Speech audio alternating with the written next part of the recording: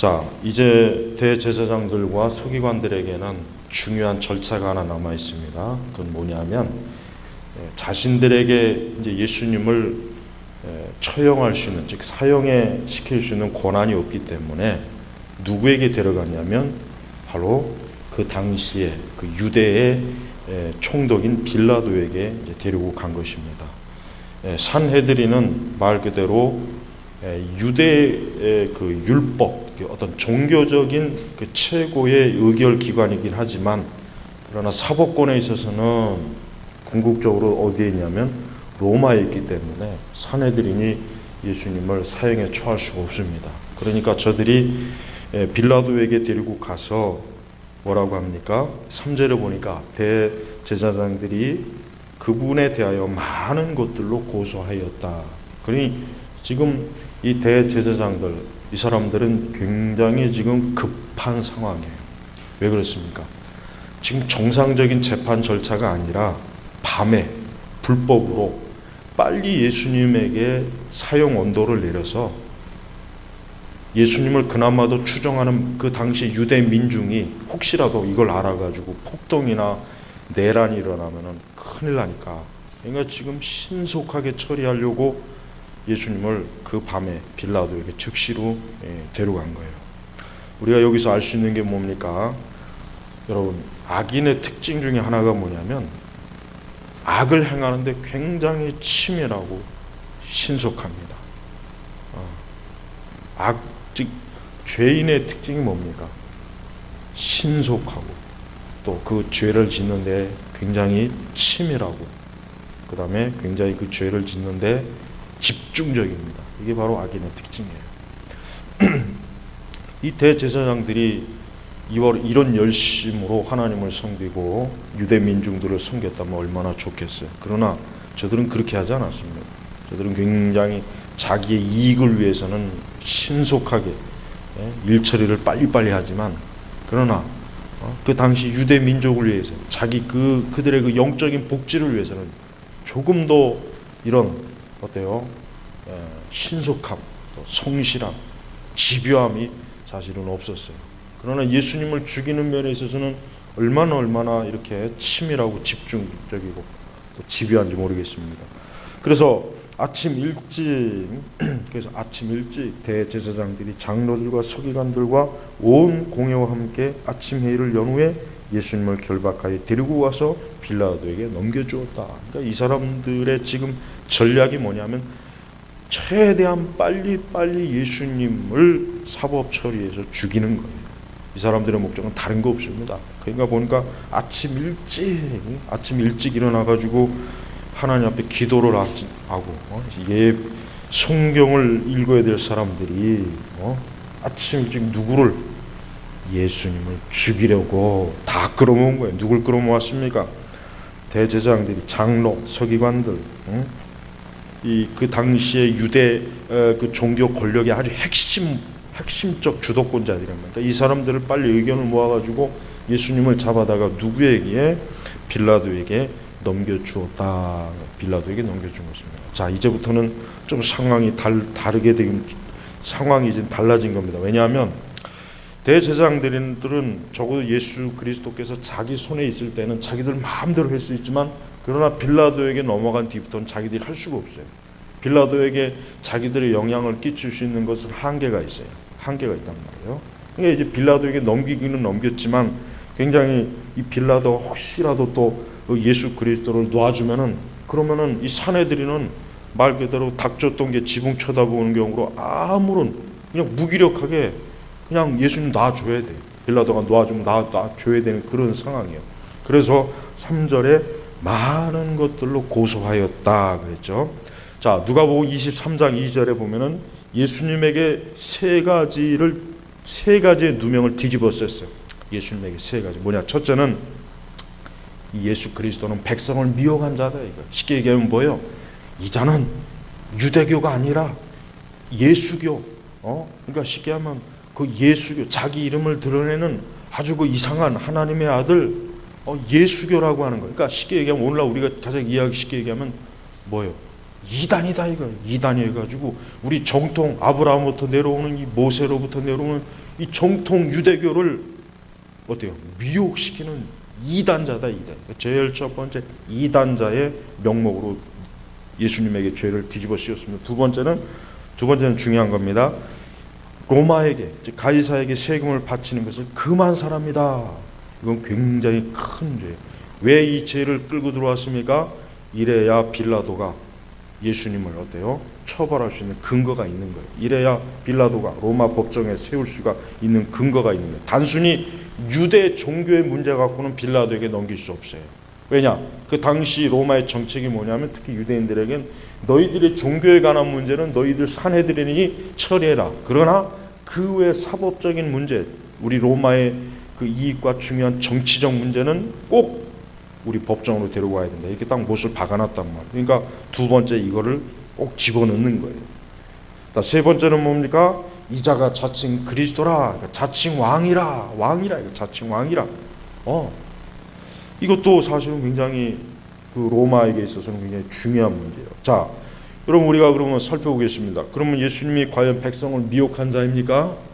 아니죠. 예수님은 오히려 백성들에게 뭡니까?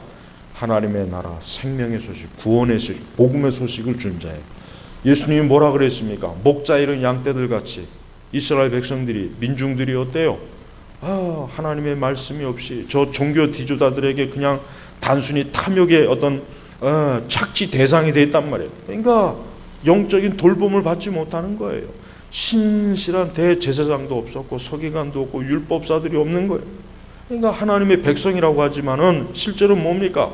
무지한 거예요. 하나님에 대해서도 알지 못하고 영적으로 무지한, 영적으로 굶주린 그런 사람들에게 예수님께서 하나님 나라, 하늘나라의 복음을 전했는데, 그런데 이 사람들은 예수님을 뭐예요? 백성을 미혹한 자다, 미혹한 자다. 그렇게 예수님에게 누명을 뒤집어 쓴 거예요. 정작 자기 자신들이 백성들을 영적으로 잘 어때요? 목양해야 될 것은 하지 못한 자들인데 자기들이 오히려 그런 죄를 짓고 있으면서 예수님은 오히려 유대인들에게 선한 목자로서 하늘나라의 양식을 준 분인데, 하나님 나라의 신령한 하늘의 만나를 내려준 분인데 오히려 예수님에게 미혹한 자다, 이단이다, 이렇게 예수님에게 뒤집어 쓰였단 말이에요. 그러니까 이거는 누명이에요. 두 번째, 가이사에게 세금 바치는 것을 금했습니까? 베드로에게 뭐라 그랬습니까? 가이사의 것은 가이사에게 그랬잖아요. 예수님은 베드로에게 세금을 내지 말아라. 저 로마는 우리의 이 이스라엘의 유다의 강압적으로 정치적으로 군사로 지배하는 아주 나쁜 나라니까 세금 내지 말아라. 예수님이 이렇게 했습니까? 아니에요. 예수님은 가이사에게 바칠 것은 가이사에게 바쳐라. 즉 뭡니까? 적법하고 합법한 세금은 내라 이거예요. 예수님이 절대로 그 유대 백성들에게 세금 내지 말아라 그런 말은 예수님이 한 적이 없는데도 불구하고 이 두 번째 누명을 뒤집어 쓴 거는. 세 번째는 뭡니까? 자칭 왕 그리스도. 자, 지금 빌라도가 지금 궁금해한 게 뭡니까? 2절에 보니까 빌라도가 그분께 묻기를 내가 유대인의 왕이냐? 빌라도가 지금 이게 관심이 있었어요. 내가 유대인의 왕이냐? 왜? 그 당시 왕이 누굽니까? 그 당시 왕은 즉 그 유대 이스라엘 그 당시 왕들 분봉왕이라 그러죠. 분봉왕. 이렇게 서로 한 나라를 세 개로 나눠 가지고 딱 다스리겠잖아요. 로마의 정책이 그거예요. 어느 한 사람에게 권력을 몰아주는 거면은 혹시라도 이거 힘을 키워갖고 로마에게 반란을 일으킬 거니까 그 나라를 세 군데로 쪼개가지고 줬단 말이에요. 그러니까 사실은 내가 유대인의 왕이냐 빌라도가 묻는 이유는 뭐냐면은 진짜 이 사람이 혹시라도 로마의 어떤 정치적인 군사적인 어떤 반란, 폭동, 혁명을 일으키는 주도자냐 이렇게 지금 물어보는 거란 말이에요. 그러니까 굉장히 중요한 질문이에요. 예수께서 그에게 대답하여 말씀하시기를, 자, 여러분 예수님께서는 꼭 대답할, 즉 말해야 할 것만 말씀하셨어요. 그렇죠? 우리가 마가복음 14장에도 봤지만은 예수님은 자기를 막 그냥 장황하게 변명하거나 자기에 대해서 예수님께서 막 5만 가지 것들을 다 끄집어내서 변론하지 않고 뭡니까? 중요한 것, 꼭 말해야 될 것, 꼭 어떤 진실에 대한 문제를 예수님께서는 정확하게 대답한 거예요. 말한 거예요. 뭐라 그럽니까? 내가 말하였다. 내가 말하였다. 내가 유대인 왕이냐? 내가 말하였다. 응? 자, 여러분, 빌라도의 질문과 예수님의 답은 약간 좀 우리가 구별을 할 줄 알아야 돼요. 빌라도는 예수 그리스도께서 정치적인 왕이냐? 네가 너야말로 그러면은 지금 있는 이 유대 왕들을 제껴놓고 네가 왕이 될 것이냐? 네가 왕이냐? 지금 빌라도는 이렇게 물은 거예요. 그러나 예수님은 뭐라고 했냐면은 내가 말하였다. 근데 예수님이 말씀하신 왕은 뭡니까? 하나님 나라에, 즉 보이지 않는 영적인 나라에 나는 왕이다 이거예요. 이 지상의 왕이 아니고 나는 이 나라의 왕이라는 거예요. 왕이라는 거예요. 그러니까 예수님께서는 이 세상을 통치하고 이 세상을 다스리는 그런 권력을 탐하기 때문에 이 세상에 온 게 아니랍니다. 예수는 뭡니까? 하나님.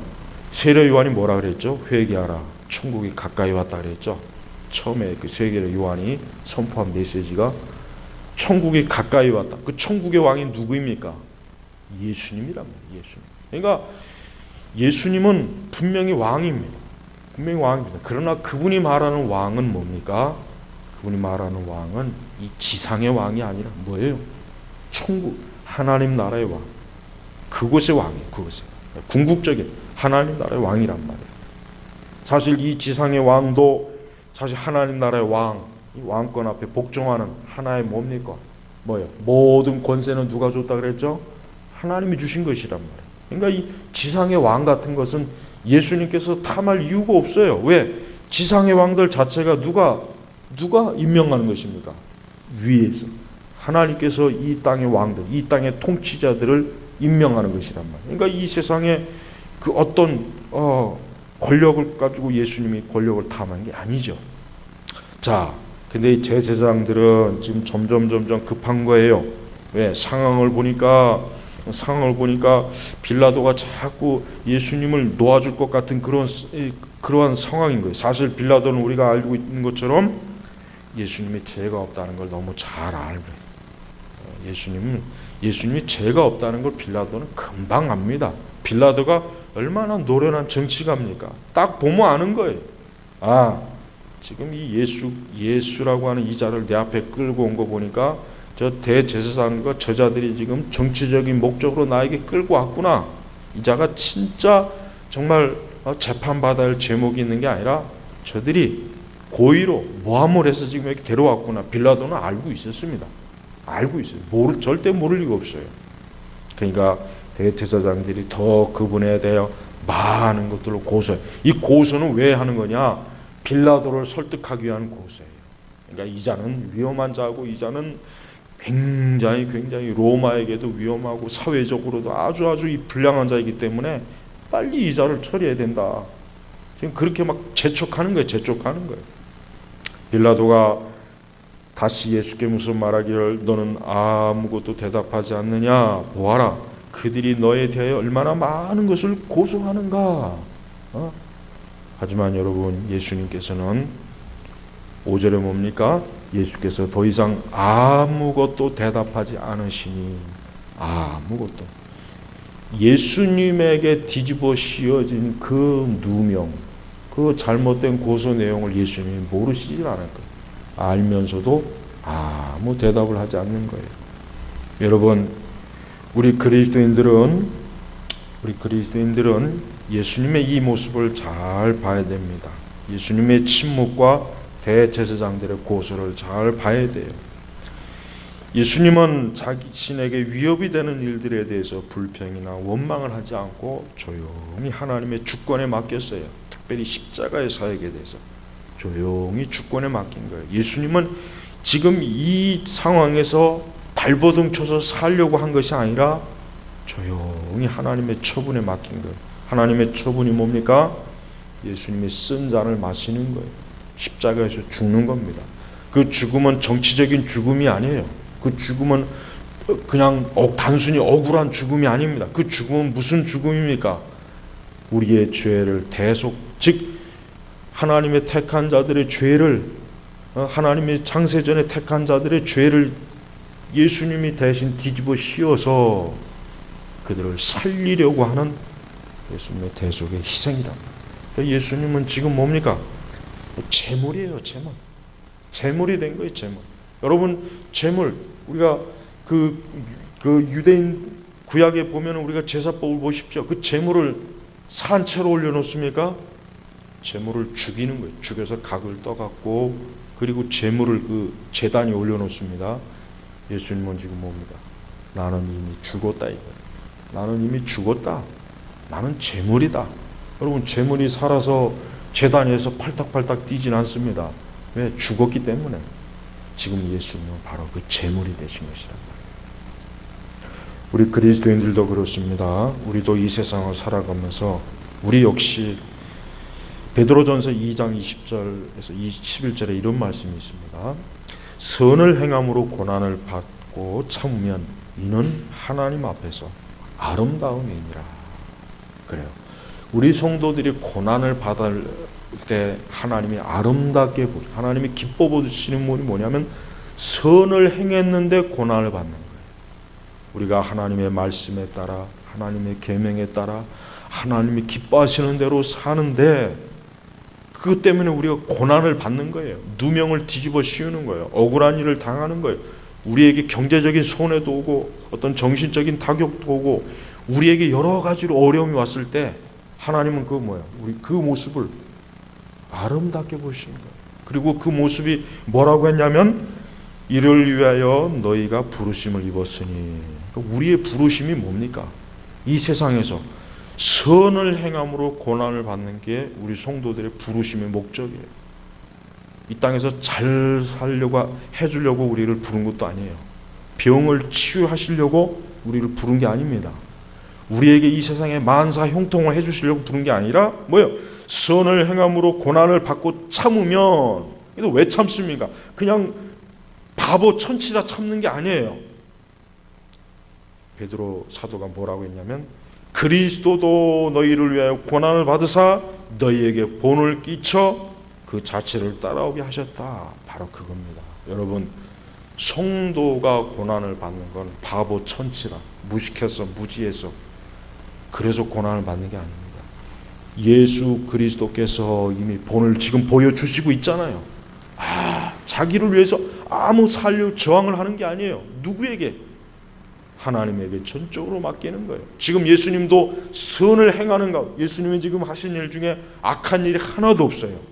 여러분, 백성들의 병을 고쳐줬죠. 먹을 걸 주죠. 그들에게 하늘의 생명의 양식을 주죠.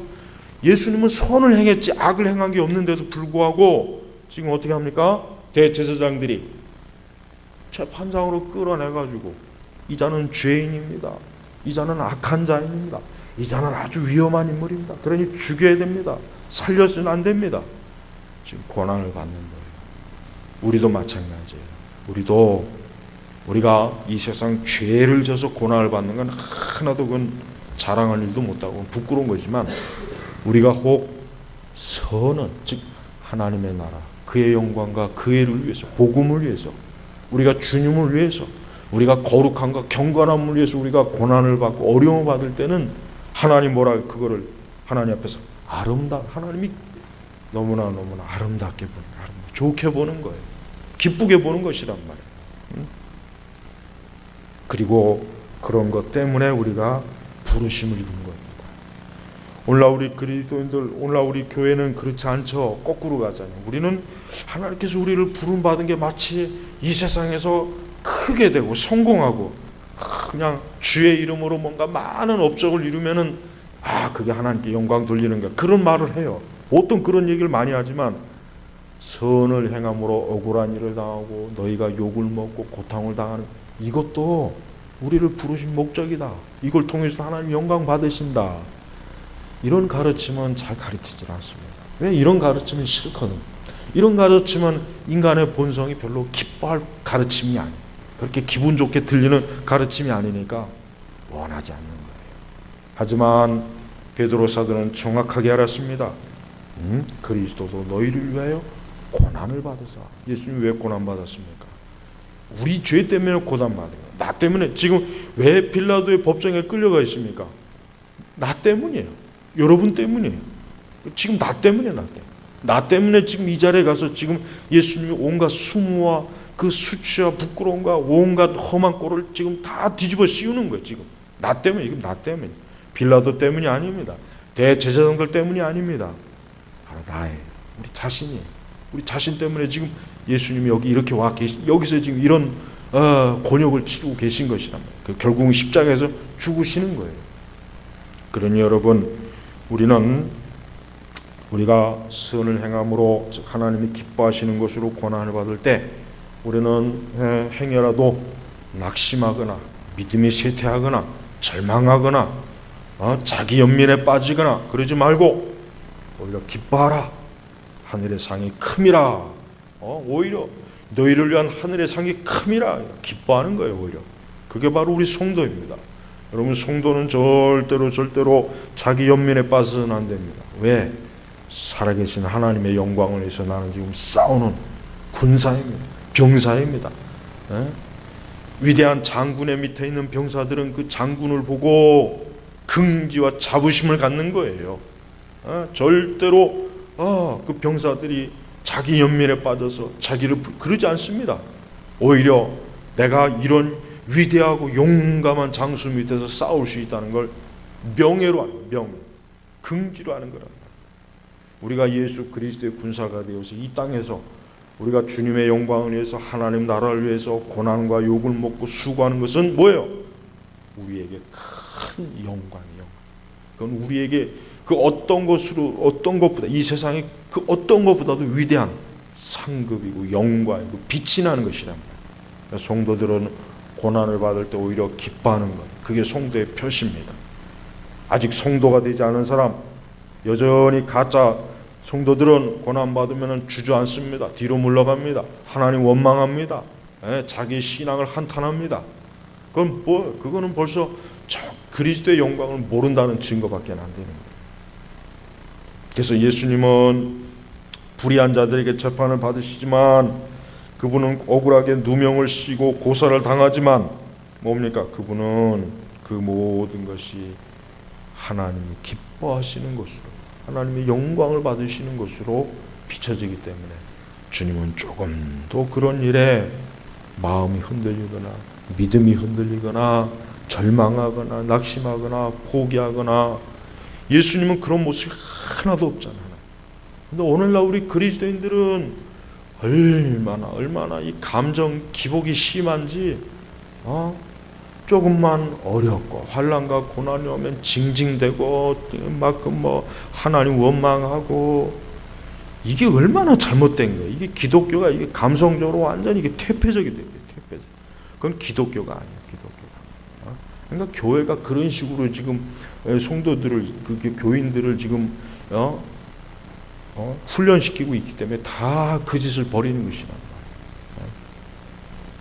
예수님과 같이 이렇게 강하고 담대하고 남성적이고 용기 있고 강하고 거친 어떠한 대적들을 와도 다 이기는 것, 담대하게 서는, 이게 기독교인데, 지금의 기독교는 이건 완전히 그냥 갈대 기독교. 그냥 나약해 빠지고 징징대고, 그러니까 무슨 내적 치유니 무슨 상담이니 그런 아주 더러운 것들이 교회 안에 지금 끌고 들어와 있는 거예요. 목사들은 맨날 그 교인들을 그냥 언론은 설교만 하기 바쁘고, 그러니까 그건 기독교가 아니란 말이에요. 그건 기독교가 아니에요. 그건 절대 기독교가 아니에요. 우리는 성경을 제대로 봐야 돼요. 예수님은 단 한 번도 그런 어떤 자기 연민에 빠지거나 그러지 않았어요. 오직 십자가를 향해서 줄기차게 끊임없이 계속해서 십자가를 향해서 아주 그 어떤 거친 그 도전도 반대도 악한 대적들이 와도 다 이겨내고 가지 않습니까? 이게 바로 기독교입니다. 여러분, 기독교라고 하는 것은 이 세상에서 감상적인 노래나 하고 자빠져 있으면서 두 손 들고 눈을 지그시 감고 눈물이나 펑펑 쏟아내고 주여 주여, 그거 기독교가 아니에요. 그건 기독교를 가장한 그 문화의 종교지, 그건 기독교가 아니라. 기독교는 남성 종교예요. 강한 종교예요. 싸우는, 기독교는 이 세상의 다른 종교하고는 차원이 다른 것입니다. 우리는 살아계신 하나님을 믿는 종교란 말이에요. 그런데도 오늘날 기독교가 얼마나 여러분 나약해 빠졌습니까? 이런 상태로는 마귀와 싸워 이길 수 없어요. 마귀는 고사하고 이 세상에서 조금만 어떤 거 와도 그냥 푹 쓰러지잖아요. 별것도 아닌 것 같고 뭐 상담을 해야 된다는 그런 지랄을 떨고 다니고 있어요. 그러니까 목사들도, 목사님들도 쓰잘데없이 성도들 너무 상담하는 거 좋은 게 아니에요. 그건 네가 알아서 하나님 앞에 기도해라. 뭘 미주알 고주알 상담을 해줘. 아니 같이 살지 그래 그냥 아주. 같이 살지 그냥. 특히 청년들, 청년들은 강하게 하나님을 믿어야지. 약해 빠지면 안 돼요. 강하게 이런 세상을 향해서 우리가 믿음으로 이기러 서야지. 별것도 아닌 문제 갖고 울고 지고 징징 짜고 그냥. 그러니까 그런 꼴 보기 싫은 짓들은 교회에서 있어서는 안 되는 것들이란 말이에요. 그런 건 저 세상에서 있어야 되지. 왜 교회에서 그런 것들이 있습니까? 그건 예수님의 모습과는 전혀 다른 거예요. 제발 오늘날 교회가 이 잘못된 그 껍데기를 뒤집어 씌워서 지금 큰 문제입니다. 신자 하나하나가 그리스도의 군사가 아니라 완전히 그냥 콩나물 대가리들만 전부 모여가지고 이건 뭐 도대체 뭐 이걸 그런 사람들 뭐 100만 명 있으면 1000만 명 있으면 뭐 하겠어요? 그런 인간들. 그리고 콩나물 대가들이 아무짝에도 쓸모없는 것들, 그것들. 아무짝에도 쓸모없잖아요. 그런 것들 데리고 나와서 무슨 영적 싸움을 하겠습니까? 어떻게 세상을 이기겠습니까? 못합니다, 절대. 그러니까 교회가 지금 너무나 잘못된 이상한 영이 지금 교회 안에 얼마나 많이 휩싸이고 다니는지 몰라요. 우린 그런 거, 이거는 절대로 성령이 아니라고 알아야 됩니다. 이건 절대로 하나님의 영이 아니다. 이건 절대 진리에서 온 것이 아니다. 이건 거짓이다. 이건 세상의 영이다. 그렇게 분별을 해야 됩니다. 예수님은 빌라도 앞에서 징징대거나 짜거나 온갖 말로 주저주절대면서 자기를 변명하거나 살기 위한 그런 일이 하지 않고 담대하게, 오히려 빌라도와 대제사장들이 오히려 더 두려워하고 더 겁을 먹었습니다.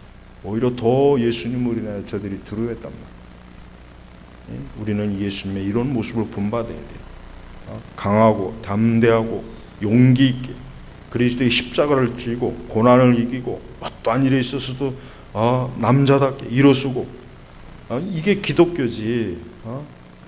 그냥 말랑말랑한 치즈케이크처럼 그냥 달콤한 커피나 마셔야 되는 이런 기독교는 마귀가 그냥 새끼손가락으로 그냥 갖고 노는 기독교. 제발 여러분, 그런 기독교에 정말 여러분 절대 거기에 감염되면 큰일 납니다. 그렇기 때문에 우리가 용감한 17세기, 18세기 그런 청교도들과 개혁주의, 종교개혁자들, 우리가 이런 사람들의 글을 읽고 이런 사람들을 왜 바라봐야 되냐면 그 사람들은 그 시대에 정말 그리스도인답게 처신했기 때문에 그래요. 그러나 지금 시대는 아니에요. 지금 시대는 절대 아닙니다. 그러니까 여러분, 우리는 지금 시대의 기준을 가지고 교회를 보면 절대 안 됩니다. 지금 우리 선민교회도 그렇지만 오늘 우리 시대 이 개혁교회 교인들은 지금 시대에는 이거는 아주 본받을 만한 게 눈꼽만큼도 없어요. 우린 과거의 교회, 그들이 어떻게 싸웠고 그들이 어떻게 이겨냈고 그들이 어떻게 용감하게 그리스도의 깃발을 들고 복음의 깃발을 들고 온갖 복음의 대적자들, 교회 대적자들과 싸웠는지 우린 그걸 연구하고 그걸 봐야 된다. 바로 그러한 태도로 지금 이 시대에서 우리가 주님의 영광을 위해서 나아가야 되는 것입니다. 아무쪼록 우리 선민교회도 모든 성도들은 오늘 예수님의 이 모습처럼 이 세상과 이 세대와 불의 앞에서 담대하고 강하게 서 있는 이런 모습, 바로 예수님의 이런 모습을 봐야 됩니다. 이것이 바로 우리의 구주이십니다. 이분이 바로 우리의 구원자가 되시는 분이에요. 그러니까 우리는 안심할 수가 있어요. 예수님이 약해 빠지고 나약하면 그런 분을 어떻게 믿겠어요? 불안해서. 아무쪼록 여러분 자신에도 그리스도처럼 용감한 하나님의 백성 되기 바랍니다. 기도하겠습니다. 아버지 하나님 감사합니다. 오늘 우리 시대에 하나님의 이 진리의 검을 제대로 사용할 줄 모르는 어린아이들이 가득한 세대입니다. 그 진리의 검을 들지도 못하고 휘두르지도 못하고 그냥 바라만 보고 있는 이 참 나약한 오늘 우리 시대 기독교에서 저희는 탈피하게 하시고 강하고 담대한 다윗과 같이 용감한 하나님의 사람으로서 설 수 있도록 우리 선민교회 모든 성도들을 일으켜 세워 주시옵소서. 진리의 참된 용사들, 그리스도의 군사들이 되게 하여 주시옵소서. 감사하며 우리 주 예수님의 이름으로 기도 올렸습니다. 아멘.